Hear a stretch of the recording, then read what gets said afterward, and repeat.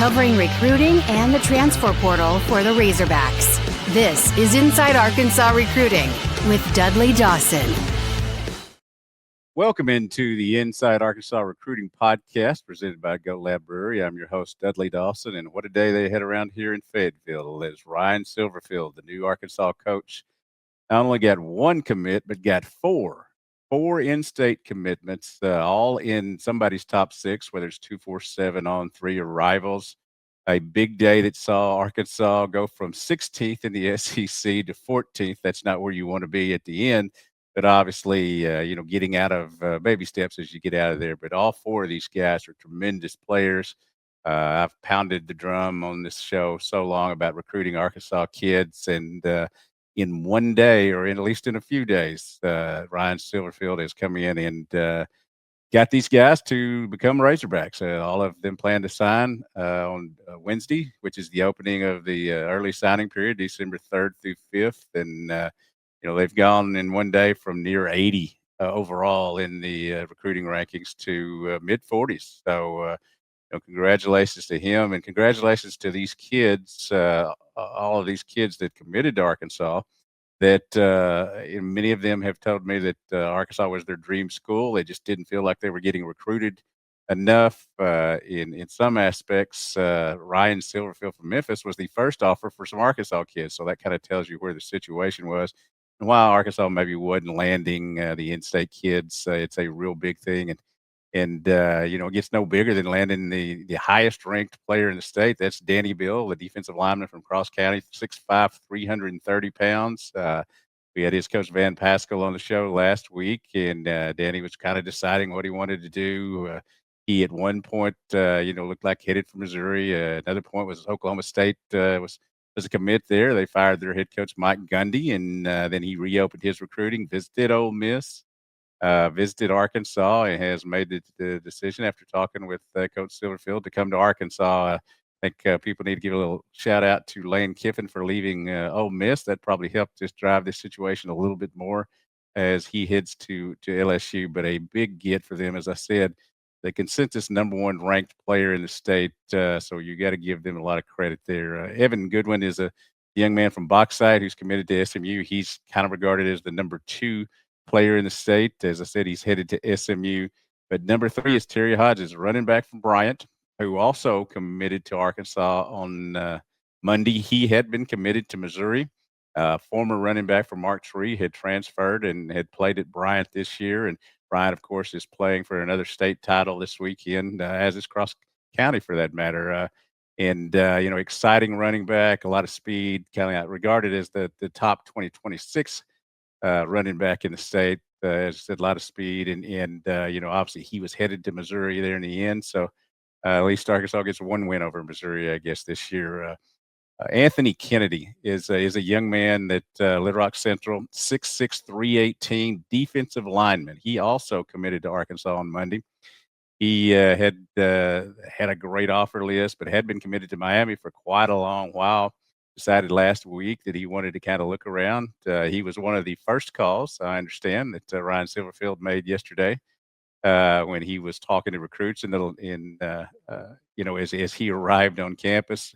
Surely made him feel wanted, and I guess it was Monday night, he went ahead and decided that he's going to come to Arkansas. As I said, 6'6", 318, and 6'5", 330 defensive lineman that you've got in high school. I know that the portal is a big thing for schools these days. But high school recruiting is also something that you really have to keep at and keep them in your state. The fourth commit of the day was Ja'Cory Smith.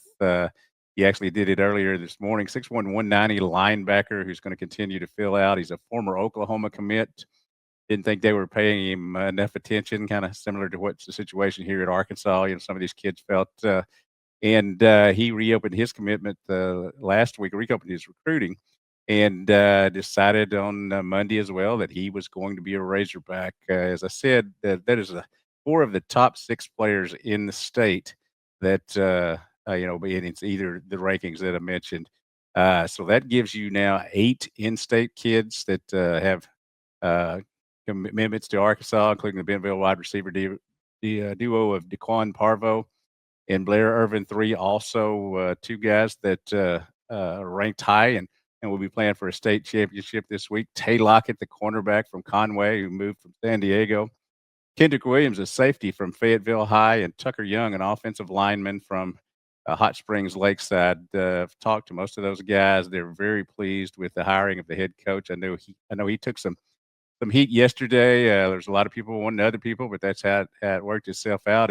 And certainly he built himself up some capital by going out on this first day and doing a lot of good things in terms of recruiting Arkansas kids, which I think we all believe that you need to make sure you don't. There's not a lot of them, but you need to make sure you get the best of them when you're getting ready to go into a recruiting cycle.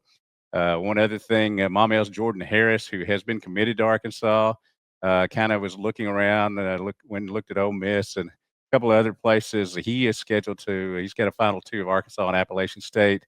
Feel pretty confident he's going to come to Arkansas. Big 6'6", 280 defensive end edge rusher that is an outstanding athlete. And that's one of the things about these kids that all these kids that I've mentioned so far. All of them have been in situations that they play a lot of sports. It's not just limited to football. I think that helps you all around. And all of them, were wanted plenty by somebody else. So it's good to see that this is happening as we get to this early signing period. Covering recruiting and the As we look at, this show has been pretty negative from the start because of the way Arkansas season has gone. But obviously, I think this is the best day the program has had since last December when they beat Texas Tech. Obviously, 2-10 record is not what you want to do, but we appreciate our sponsor, Go Lab Brewery, locations in Lowell and Fayetteville. The one in Fayetteville is at 1214 North Garland. They're going to have a watch party there Wednesday night for the Arkansas-Louisville basketball game. It is the new spot for before, during, and after games for the Arkansas Razorback crowd. Is just as I said, just down from the university. And I know that the owner, Bill Adams, is very excited about what happened today. He's not only a great businessman, but a big fan, big booster of Arkansas, and one of the reasons that he helped sponsor this show. And as we're saying, just a big day for Arkansas, and he's a big fan. So go out to his establishments. That includes the Grove Comedy Club as well. He puts a lot of money in the Arkansas program, and as we all know. Even with today's great recruiting news, it's going to be about getting money, uh, being able to do things with the NIL, and then obviously you'll have the transfer portal coming up in January. That's going to be big for this program as well in terms of turning itself around. I've spent the last couple of days talking to recruits, talking to coaches, just trying to get a figure, kind of a feeling on how they feel about the Ryan Silverfield hiring. And as you know, the fans, a lot of them who were upset, thought they wanted to have somebody else. Obviously, getting these four kids today and showing that he's going to recruit in-state kids is not only a good thing for the program, but a good thing for the high school coaches. Many of them think that Arkansas kind of got away from investing in not only the Arkansas high school talent, but also just Arkansas coaches and the sense of the state as well. And that's not a something that you really like to say, but it has happened. And been covering recruiting for a long time, for over 40 years, and it's a situation where you always have to get the best that you can in the state. And as I've pounded my fist or pounded the drum or whatever cliche you want to use, that's just not been the case here lately. And this year was, a situation where maybe it was as bad as it has been in terms of kids wanting to leave the state for, because other programs were recruiting them because Arkansas wasn't recruiting them enough. I've talked to so many of these kids who didn't get the attention off the bat first, like they did from other schools, and didn't get the full push of recruiting. You would think that that would be a thing that will change now, and I think today's events, or excuse me, Monday's events, give you an opportunity to show that he is the new head coach, Ryan Silverfield, is going to invest in the state. He is going to invest in the state's players, and I think that's going to help both the football program, the mentality of the fans, and I think that there's a great thing to be said for relationships, and certainly college football and college sports in general has become transactional now, and with the NIL and all that. But you still have to develop those relationships. You still have to make those kids feel wanted. And I think that this was a big Monday in terms of Ryan Silverfield making a statement in that regard. As I was mentioning, the early signing period, high school signing period, opens Wednesday. The always the time I get up early, the first day of the early signing period. It will go through Friday. Most of these kids are Arkansas has commitments from, and they are up to 17 now in this class. Are planning on signing either the first day or during that period. There was some thought that a few of them might wait and sign in February, which is still a signing date. It was traditionally the big time signing day, but obviously the college recruiting landscape has changed. Most of them will have their papers in on Wednesday, and we'll have a good idea of what this class looks like. I know that Coach Silverfield is being officially introduced Thursday at 1 o'clock to the media, and I'm sure he'll have the opportunity to comment on the ones that have signed and have gotten their letters in. And I'm sure that as he has pointed out in a lot of the videos that the university has put out, he wants to recruit in state. He wants to do something that hadn't been done here in a while. That's to win a lot of football games and make the state proud and go after these kids that are in state. Today was certainly an indication that they want to do that. A very successful day, as I said. I believe it's the best day in the Arkansas football program since last December when Arkansas took down Texas Tech, a team which went out with its NIL money, got itself a whole new defensive line, and now is in position to be not only in the college football playoff, but have a home game right off the bat because of the way they've gone out and taken care of the business. I think I was delving into it a little bit. The Arkansas needs to put more money in football. It's just the thing that if you're going to compete in the SEC, if you're going to compete in any league, but much less the SEC, then you have got to be able to put enough money in there that you're competing with the other schools in the SEC and in the college football world in general. Today's a start, with recruiting these Arkansas kids.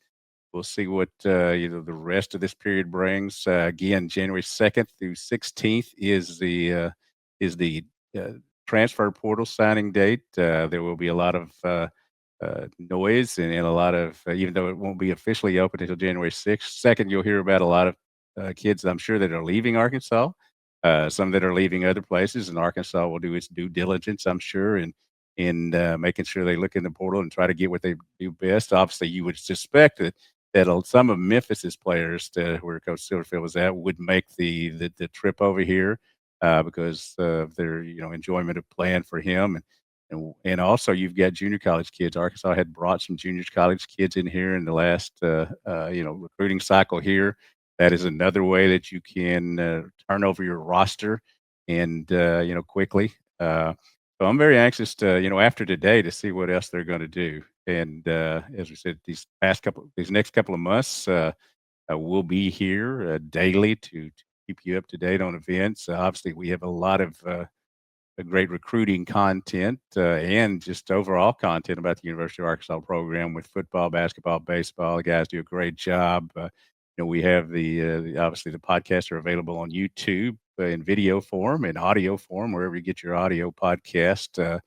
As I've noted many times, Go Lab Brewery. Thank them again for their support and their sponsorship. And I think that things are finally getting interesting after a few months of coming on this show daily and talking about decommits and talking about losses.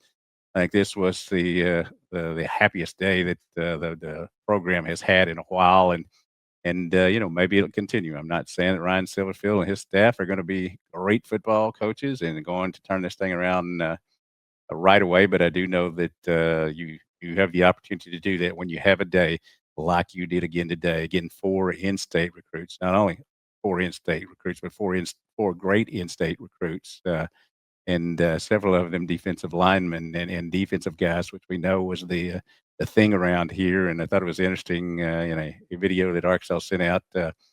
Coach Cal was talking to Coach Silverfield, and they were joking about offense a little bit. And Silverfield made it clear I got to go out and get some defensive guys as well, and they certainly did that today. Remember, as we always say, getting out of here, yesterday is history, tomorrow is a mystery, and today is a gift. Let's go out and make the world a better place.